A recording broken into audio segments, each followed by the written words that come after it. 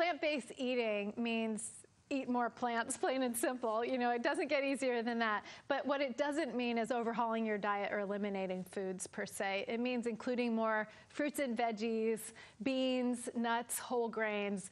It's about incorporating the foods, the gifts of Mother Nature, more frequently and more regularly on your plate to maximize health. Because compared to the typical American diet, plant-based eating is shown to increase our fiber, to have more fiber, more unsaturated fats, and be more nutrient dense, more vitamins, minerals, and those plant nutrients called phytonutrients. Yeah, that's one of the most common misperceptions, is that plant-based eating is exclusionary. It means no meat.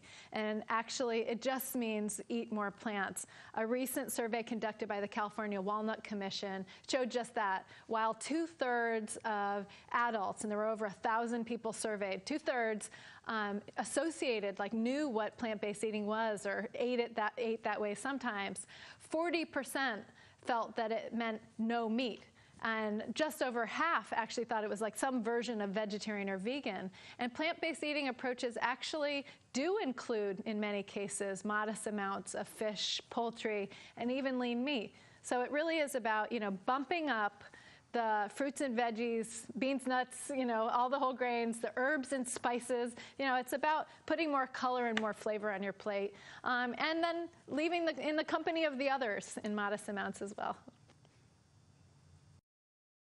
Yeah, so I always say keep it simple. Like, so start with what you know, like hit the produce aisle. You know that already. You know, have a fruit and or veggie at every meal. So you need to have some whole fresh foods. Fill your fruit bowl at home with, you know, your bananas, apples, oranges, you know, the foods that are appealing and familiar. Get some berries, you know, so you can add them both in salads and snacks. Make sure you have the salad fixins that you need, avocado and tomato. But then when you dip into the aisles, know that there are really good, minimally processed or unprocessed packaged foods where you might have to read the ingredient label to make sure they're short lists and recognizable, pronounceable ingredients. But, you know, those dried fruits are there. Nuts, like walnuts, are an essential part of a plant-based diet. They're the only nut with an excellent source of omega-3, by the way. A lot of people don't know that. We think of salmon as omega-3, but these walnuts are the only nut with the omega-3. You're getting the dried beans.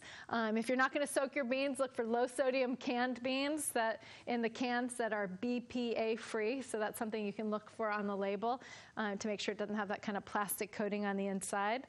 Olive oil, your whole grains like oats, and your whole grain pastas and quinoa.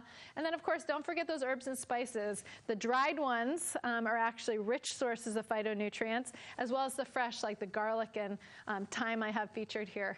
So lots of things to choose from. So plant-based eating can be something that's really, you know, expansive and inclusive as opposed to exclusionary.